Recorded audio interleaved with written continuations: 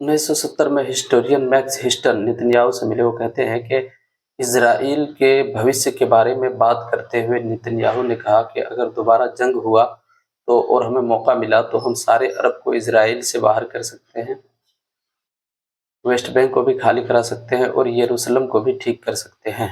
याद रखिए कि हिस्टोरियन मैक्स हिस्टन नेतन्याहू से इज़राइल में कब मिले थे? 1970 में। और गाज़ा में हमास कब बना था? 1987 में। तो इसकी प्लानिंग गाज़ा के बनने से पहले चलती आ रही है कि किस तरीके से वहाँ पे जो अरब हैं उसको इज़राइल की ज़मीन से बाहर निकाला जाए। और अभी गाज़ा के इज़राइल पर अटैक के बाद लगातार बॉम्बिंग हो रही है और फ़िलिस्तीनी मुसलमानों को मारा जा रहा है और उसकी हत्याएँ कर दी जा रही हैं, मासूम बच्चे मारे जा रहे हैं। और 1 महीने में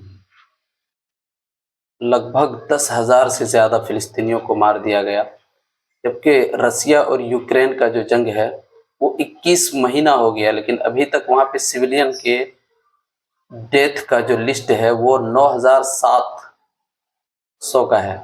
तो कितना बॉम्बिंग किया है आप देख सकते हैं। अच्छा, अभी जो बॉम्बिंग हो रही है गाज़ा में, गाज़ा स्ट्रिप के अंदर जो लगातार अटैक हो रहा है, तो उसमें हमास का कितना नुकसान हुआ?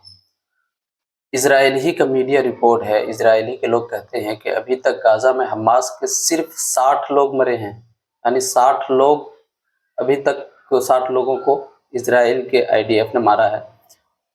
और ह्यूमन जो वहाँ के आम नागरिक हैं, जो सिविलियन हैं, उसके मरने की तादाद 10,000 से ज़्यादा है। और अभी गाज़ा ट्रिप कितना बड़ा है? मुंबई जितना बड़ा आपको गाज़ा ट्रिप दिखेगा, यानी जितना बड़ा मुंबई है उतना ही बड़ा गाज़ा है। और उसमें कितना बॉम्बिंग हुआ, कितना अटैक हुआ। कहा जाता है कि हिरोशिमा के अंदर जो अटैक किया गया था न्यूक्लियर से, तो 2 न्यूक्लियर बम अगर गिराया जाए तो उतना बॉम्बिंग अभी गाज़ा के अंदर इज़राइल ने किया है।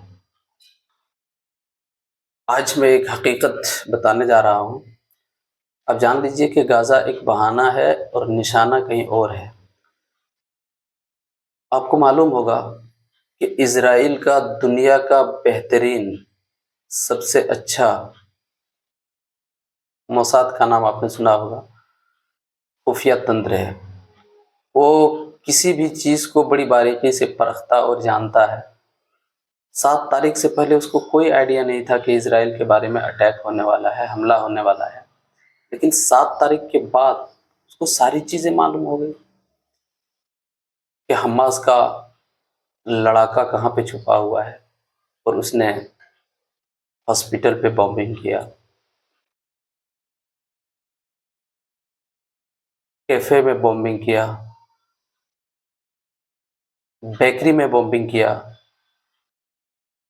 और वहाँ पे जो रेफ्यूज़ी रहते हैं, तो रेफ्यूज़ी कैंप में भी बॉम्बिंग किया और कह रहे हैं कि इन सारे जगहों में हमास के लड़ाके छुपे हुए हैं या तो सुरंग में जाने का रास्ता है। तो अचानक उसको ये सब आइडिया कहाँ से आ गया? कैसे उसे पता चल गया कि यहाँ-यहाँ पे हमास के लोग छुपे हुए हैं, जबकि वहाँ पे लड़ाई हो रही है, वहाँ का कोई इनपुट अभी बाहर नहीं जा सकता, फिर भी उनको इन सारी चीज़ों की जानकारी है। तो इससे पता चलता है कि बहाना गाज़ा का करते हैं, लेकिन हमास का तो बहाना करते हैं, लेकिन उसका मकसद कुछ और था इस हमले के ज़रिया। एक चीज़ और ये भी है कि हम मान लेते हैं, वक़्ती तौर पर मान लेते हैं कि गाज़ा में सारे के सारे लोग जो है वो आतंकवाद है, टेररिस्ट है। लेकिन वेस्ट बैंक तो इज़राइल कंट्रोल करता है ना। वहाँ पे इज़राइल का जो आईडीएफ है, पुलिस फ़ोर्स है, वो काम करता है। वहाँ पे भी 150 फ़िलिस्तीनियों को मार दिया गया, उसे बर्बाद कर दिया गया। उसको घरों से वहाँ पे भी निकाला जा रहा है, उसको वहाँ पे भी परेशान किया जा रहा है। वहाँ का भी माहौल बद से बदतर हो गया है।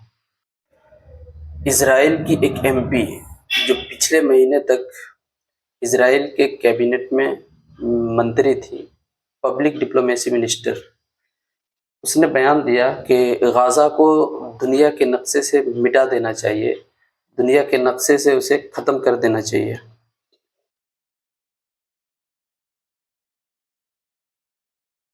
याद रखिए कि वो हमास की बात नहीं कर रही है, वो जिसको टेररिस्ट मानती है, टेररिस्ट ऑर्गेनाइजेशन मानती है, उस ऑर्गेनाइजेशन की बात नहीं कर रही है, वो पूरे गाज़ा की बात कर रही है।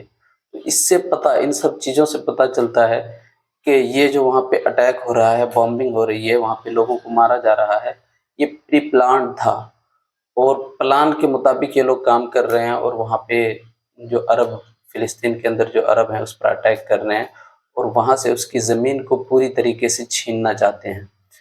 तो आगे बातें होंगी अगले एपिसोड में, यहीं तक ये बात को रखते हैं।